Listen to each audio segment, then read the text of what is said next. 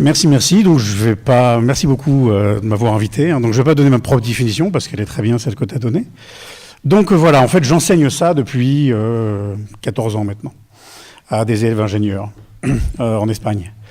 Alors, je vais peut-être tirer sur 20 minutes pour répondre à ces questions. Et parce que je pense qu'elles sont assez clés dans la compréhension de cette histoire de réchauffement climatique. Qu'est-ce que le climat? Qu'est-ce que la météo? Comment on sait qu'il y a un réchauffement? Quels sont les indicateurs qui le montrent, d'accord? Comment on sait que ce réchauffement vient des gaz à effet de serre? Ensuite, comment on sait que ces gaz à effet de serre viennent de nous? Et ensuite, ce sera un peu la cerise sur le gâteau, quel est le consensus scientifique à cet égard? Alors, une question très très pertinente qu'on pose souvent, c'est la suivante, et peut-être que vous êtes posé parfois. Comment peut-on parler du climat dans 50 ans si on ne sait pas s'il va pleuvoir dans un mois? C'est une très très bonne question. Et alors, une manière de répondre à cette question, c'est d'en poser deux autres. Est-ce qu'il va faire plus chaud en août qu'en janvier? Tout le monde dira oui, d'accord? Est-ce qu'il va pleuvoir le 15 septembre 2020? Donc vous voyez, c'est intéressant parce que pour la première, on a une certitude. C'est même pas une quasi-certitude, c'est sûr, quoi. On ne va pas voir une année où janvier sera plus chaud que août. D'accord. Et pour la deuxième, on a une totale incertitude. Alors là, on parle du climat, c'est-à-dire on parle de ce qui devrait arriver en moyenne. Et ce qui devrait arriver en moyenne, en général, arrive, mais en moyenne. Là, on parle de ce qui arrive vraiment. Ah, d'accord. Alors, une autre manière de vous montrer ça. Ça, vous voyez bien, c'est bon, le contraste est OK. Ça, c'est l'évolution de la température quotidienne à Lausanne l'an dernier. Donc, vous voyez, c'est assez anarchique. Ça monte, ça descend, ça monte, ça descend, ça monte, ça descend. Mais ce n'est pas tout à fait anarchique. Parce que c'est évident qu'il y a une tendance de fond sur laquelle la température brode. D'accord. Cette tendance de fond, c'est ça, et ça, c'est le climat. Donc, vous pouvez imaginer que parler, prévoir, prédire la courbe bleue, c'est pas trop compliqué. La courbe jaune, elle est super compliquée à prévoir, d'accord? D'ailleurs, la courbe jaune, ça, c'est la météo du journal, télévisé. 1-2 semaines avant, ensuite, au-delà de 1 ou 2 semaines, ça devient quasiment impossible de dire ce qui va se passer. Mais le climat, oui, d'accord? Donc voilà, la météo, c'est pas le climat, et nous, on parle du changement climatique. Alors maintenant, comment on sait qu'il y a un changement climatique? Et là, il y a plein d'indicateurs. Donc il y en a que vous allez reconnaître parce que c'est des superstars médiatiques, peut-être un d'ailleurs, et les autres, peut-être que vous les connaîtrez moins, mais bon. Donc là, c'est l'extension de la banquise arctique. Là, je suis allé trop vite. L'extension de la banquise arctique, donc en haut, donc c'est de la glace qui flotte. Et vous voyez, ça monte, ça descend, mais il y a une tendance lourde à la baisse. D'accord? Donc on retrouve un schéma qu'on a vu avec la température avant, à savoir, il y a des oscillations qui sont plus ou moins anarchiques.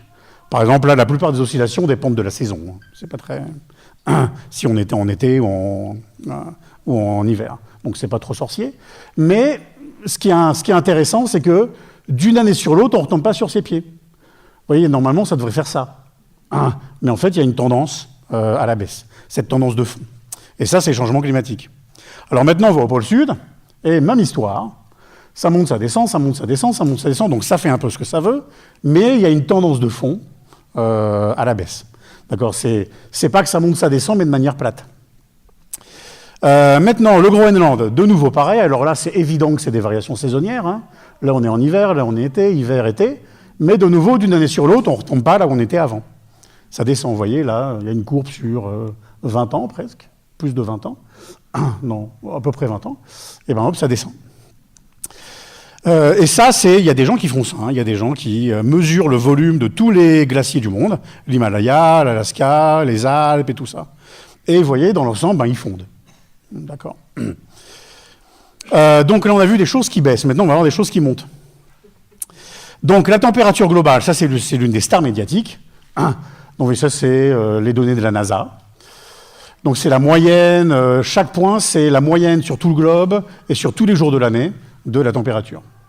Et donc vous voyez, si on va par là, peut-être que je vous montrerai s'il y a des questions, mais il y a des courbes par là, vers la gauche. Mais là, quand même, on a 2 siècles, non, un siècle et demi, on va dire, d'enregistrement. Et vous voyez, ça décolle pas mal, surtout à partir des années 60. Et un chiffre à retenir, c'est qu'on a gagné à peu près 1 degré depuis le 19e siècle. C'est l'ordre de grandeur. Alors il faut retenir sur 1 degré parce qu'il va revenir après. Alors ça, je vais passer rapidement, mais c'est intéressant. C'est une autre visualisation originale de cette courbe. Ici, vous avez des années dans ce sens-là. Donc vous voyez, on va de 1880 à 2018. Et là, vous avez les mois. Donc vous voyez, là, si vous voulez regarder ce que j'ai montré avant, mais les températures globales du mois de janvier, vous regardez cette ligne-là. Les températures globales du mois d'août, vous regardez cette ligne-là.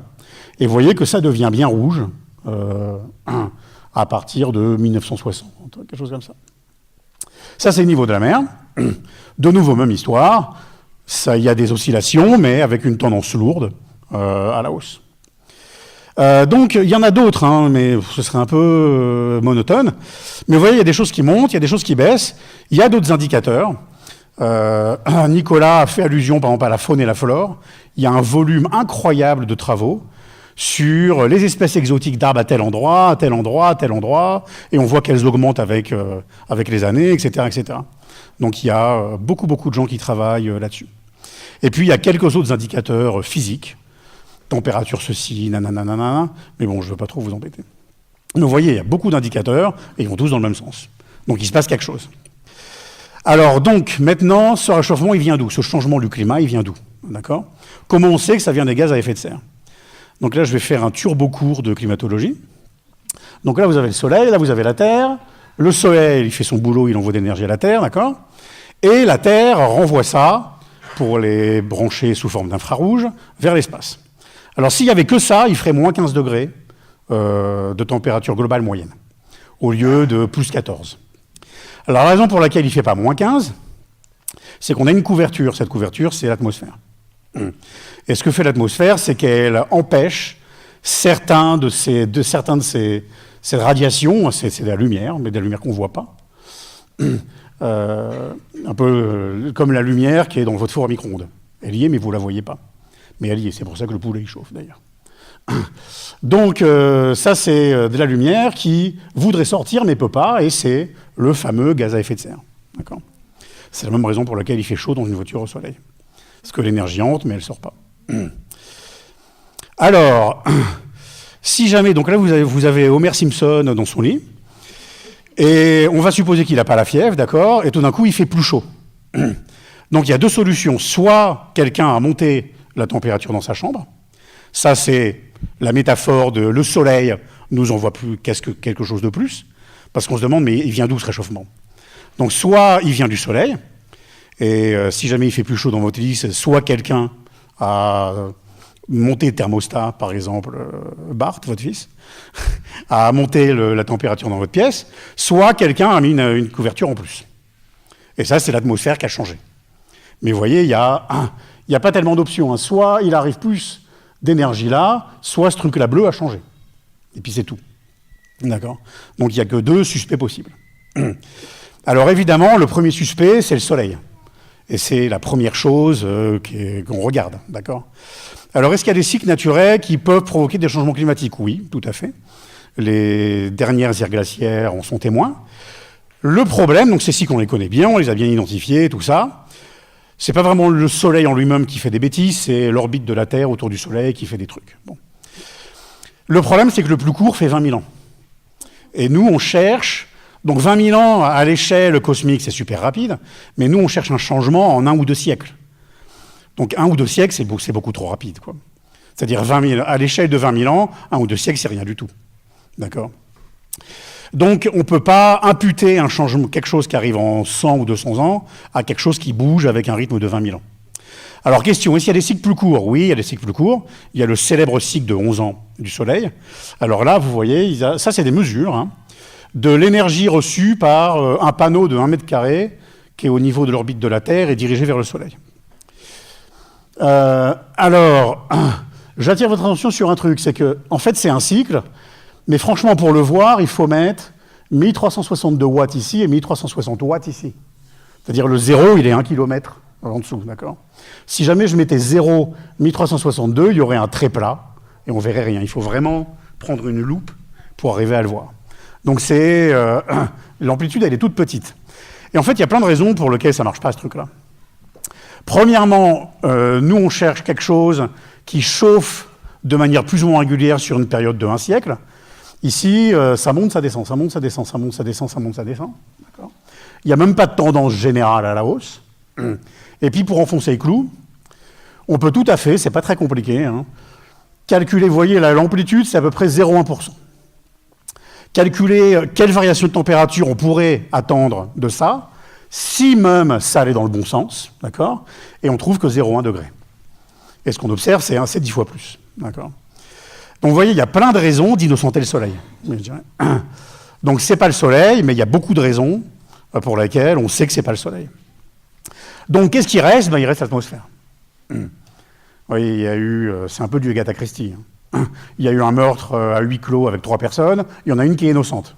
Il y a le cadavre qui ne s'est pas suicidé, donc c'est l'autre qui l'a tué. Et puis voilà. Donc maintenant, on va le vérifier. Mais c'est intéressant de savoir que là, on dit c'est forcément l'atmosphère. D'accord. Alors dans l'atmosphère, il y a 3 principaux de gaz à effet de serre. Il y en a d'autres que ces 3-là, mais ça, c'est les 3, c'est tiercé gagnant. D'abord, il y a la vapeur d'eau. Ensuite, il y a le célèbre dioxyde de carbone, et ensuite, il y a le non moins célèbre méthane. D'accord. Alors, la vapeur d'eau, c'est le principal. C'est principalement grâce à elle qu'au lieu de faire moins 14, il fait à peu près plus 14. Maintenant, la vapeur d'eau, elle a une caractéristique assez intéressante. C'est qu'imaginons que je trouve qu'il n'y a pas assez de vapeur d'eau là-haut. J'en mets plein. Je fais évaporer plein de flotte, et puis j'en mets plein, de manière un peu artificielle. Qu'est-ce qui va se passer? Passer une certaine quantité de vapeur d'eau, il va pleuvoir. C'est-à-dire elle ne reste pas là-haut. Et donc, la vapeur d'eau, c'est peut-être un peu subtil, mais une augmentation de vapeur d'eau là-haut, ça peut être le résultat d'un réchauffement, mais ça ne peut pas être la cause. Parce que vous pouvez, toutes choses étant égales par ailleurs, vous pouvez pomper toute la vapeur d'eau que vous voulez là-haut, il va pleuvoir. Et puis c'est tout. Allez sous les tropiques et vous verrez, il pleut beaucoup. Donc, la vapeur d'eau, effectivement, c'est le gaz à effet de serre le plus important. Mais si on cherche l'origine du changement climatique, ce n'est pas par là qu'il faut chercher. Il faut chercher autre chose. Et qu'est-ce qui reste? Il reste ces 2-là. D'accord. Donc c'est forcément ces 2-là. Alors maintenant, on va le vérifier. Et alors là, par exemple, vous avez vraiment quasiment les empreintes digitales de l'assassin. Parce que regardez, ça c'est les enregistrements de la concentration d'atmosphère en CO2 depuis 1000 ans, et puis en méthane, et on a exactement en fait ce à quoi on s'attendait, à savoir ça augmente de manière progressive à partir de à peu près 1800, 1900, d'accord. Donc là, le rouge, vous voyez, on était quasiment à 400 parties par million quand j'ai fait le graphe. En fait, maintenant, on est vers 405, on est un peu au-dessus. Mais vous voyez, on trouve exactement ce à quoi on s'attendait, d'accord. Et puis on peut même enfoncer le clou et vérifier. Alors, de nouveau, c'est un calcul qui n'est pas très très compliqué. On dit, OK, là, je m'intéresse qu'au CO2 pour un moment. Là, j'ai une augmentation de 42% de la teneur en CO2 de l'atmosphère. Quelle augmentation de température je pourrais attendre de ça? Et quand vous faites un petit calcul, vous trouvez à peu près 1 degré. D'accord. C'est-à-dire c'est plus ou moins ce qu'on s'attend à trouver. Donc là, on dit oui, voilà. Si ce n'était pas le Soleil, ça devait être l'atmosphère. Et dans l'atmosphère, on voit bien qu'effectivement, c'est l'augmentation de CO2 et de CH4 qui provoque les réchauffements qu'on voit. Et puis il reste, comment on sait qu'ils viennent de nous? Parce que parfois on entend « Ah, c'est sûrement les volcans ». Alors je vais juste tordre le cou aux volcans. Enfin, pas tordre le cou, non, innocenter les volcans en fait. Mais c'est intéressant, c'est important cette dernière étape, à savoir d'où ils viennent, d'où il vient ce CO2, d'accord? Alors il y a plein de raisons d'innocenter les pauvres volcans. Premièrement, ici vous avez les mesures. Posez-moi la question de comment on mesure ça, c'est rigolo, mais je ne vais pas l'expliquer maintenant. Les mesures du CO2 dans l'atmosphère depuis 800 000 ans, d'accord? Donc, si jamais c'est les volcans ou n'importe quel autre phénomène naturel, de fait, il faudrait trouver un truc qui fait maintenant quelque chose qu'il n'a pas fait depuis 1 million d'années. Ça serait, quoi. Mais bon, supposons que les volcans se sont débrouillés pour faire ça en douce et on ne le remarque pas. Ensuite, le CO2 monterait en escalier. C'est-à-dire, le CO2 il est comme ça, hop, une éruption. hop, une éruption, hop, une éruption. D'accord? Ça serait un escalier. À moins que les volcans se passent le mot pour dire hey, « j'ai fini mon éruption, comment se la tienne ?» Il faut leur faire croire que c'est continu. D'accord? Mais bon. Et puis alors là, on va tordre le cou, encore, innocenter, doublement innocenter. Il y a des gens dans les universités, hein, c'est pour ça qu'on paye les gens dans les universités, qui mesurent tout. Et il y a des gens qui mesurent les volcans en moyenne, ça émet combien de CO2. Et ils trouvent 1,5 milliard de tonnes par an. Et nous, on en émet 30. D'accord. Donc ce serait quand même un peu vache de dire ouais, c'est la faute des volcans, alors que nous, on émet 60 fois plus. Quand même. Et puis, dernière chose, donc je ne vais pas m'apesantir là-dessus, mais ce que montrent les observations du siècle dernier, c'est qu'à court terme, une éruption volcanique, ça refroidit, ça ne réchauffe pas. D'accord. Donc vous voyez, il y a plein de raisons pour innocenter les volcans. Alors maintenant, comment on arrive... Donc il ne reste plus beaucoup de suspects, hein. Mais ça, c'est un petit calcul intéressant, qui suffit d'un tableau Excel pour faire ça. Ici, vous avez les observations, je me concentre sur le CO2, hein, de l'évolution de la concentration en CO2 de l'atmosphère, d'accord, depuis 1750, on va dire. Donc ça fait ça. Maintenant, de nouveau, je vous disais que dans l'université, il y a des gens qui mesurent tout.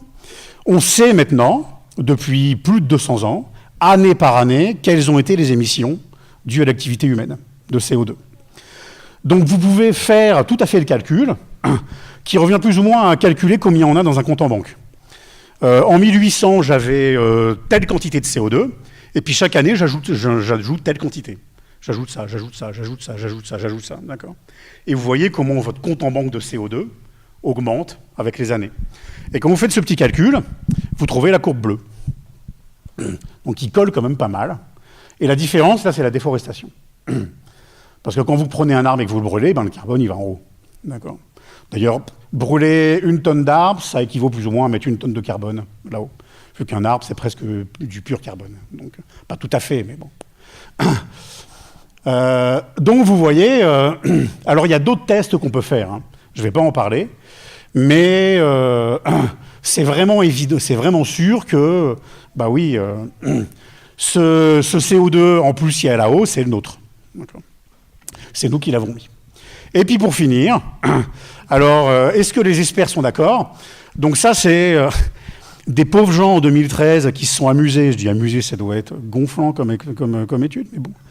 Ils étaient payés pour ça, hein. Ils avaient qu'à faire un autre job. Et puis, éplucher des milliers d'articles scientifiques et compter ceux qui sont pour, ceux qui nanan, ceux qui sont d'accord avec ce que je vous raconte et tout ça. Alors, ils avaient trouvé 97% qui étaient d'accord. Alors, un petit témoignage personnel pour ma part. En décembre 2015, j'étais à cette conférence-là. Donc, AGU, c'est American Geophysical Union. Donc, Union géophysique américaine, il suffit de lire à l'envers. Donc, leur grande messe annuelle, elle était à San Francisco au mois de décembre. Donc, vous voyez, il y avait 25 000 participants, 23 000 interventions, dont 2 000 tirs au flanc qui font rien. Combien d'interventions se demandant, mais est-ce qu'il y a vraiment un réchauffement, les gars? Zéro. D'accord. De la manière que dans les conférences de géophysique maintenant, personne ne se demande si la Terre est plate. Combien d'interventions, mais quelle est donc l'origine du changement climatique? Zéro. Ça, c'était des questions éventuellement qu'on se posait il y a 20 ou 30 ans, mais qu'on ne se pose plus maintenant. Maintenant, ça a bougé. Maintenant, les gens, ils se demandent, le changement climatique, ça fait quoi sur les nuages? Et les nuages, ça amplifie ou ça réduit le changement climatique? Ce genre de choses-là. Vous voyez. Mais est-ce qu'il y a un réchauffement et d'où il vient? Ça, c'est plus une question. Donc voilà, un résumé. Donc d'abord, c'est important de se rendre compte qu'on parle de climat et pas de météo. Que le climat, il se réchauffe, ça c'est un fait. Que ce réchauffement, il vient des gaz à effet de serre, et du CO2 et du méthane, parce que le soleil, il fait rien du tout, et l'eau, elle fait que ce qu'elle veut. Enfin, on peut résumer comme ça. Que ce CO2 et ce CH4, ils viennent de nous, et puis que, je dirais, pour faire simple, hein, tout le monde est d'accord, à savoir, tous les gens qui participent au progrès de la connaissance dans ce domaine-là sont d'accord, et c'est des questions qui ne se posent plus. D'accord. Donc voilà, merci.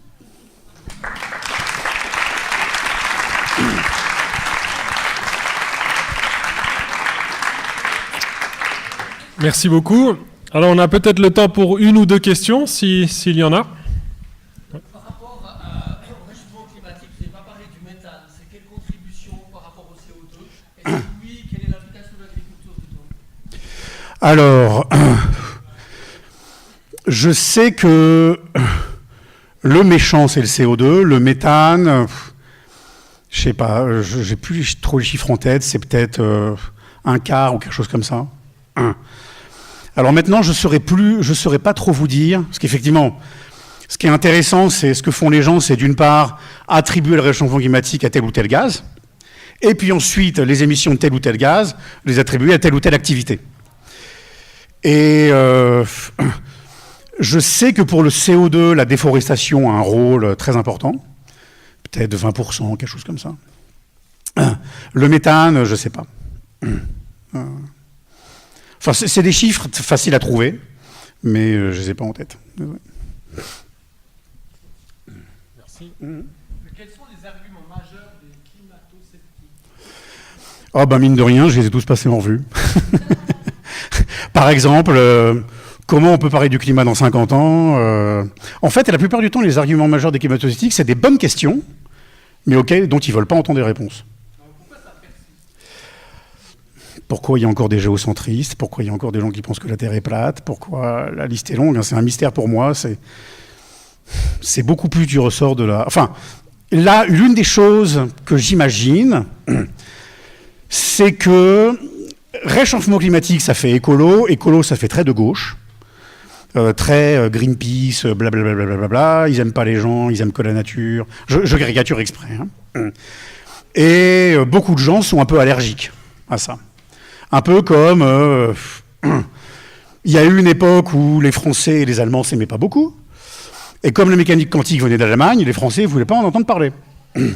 Et c'est pour ça que l'enseignement de la mécanique quantique en France a pris un retard énorme. Alors qu'en Allemagne... donc il y a un peu... Enfin, c'est humain, hein, il y a un peu un côté... Si quelque chose vient d'un camp dont que j'aime pas, c'est sûrement faux. Et puis aussi, je crois que... Alors ça, je ne sais pas si vous connaissez Catherine Hayhoe.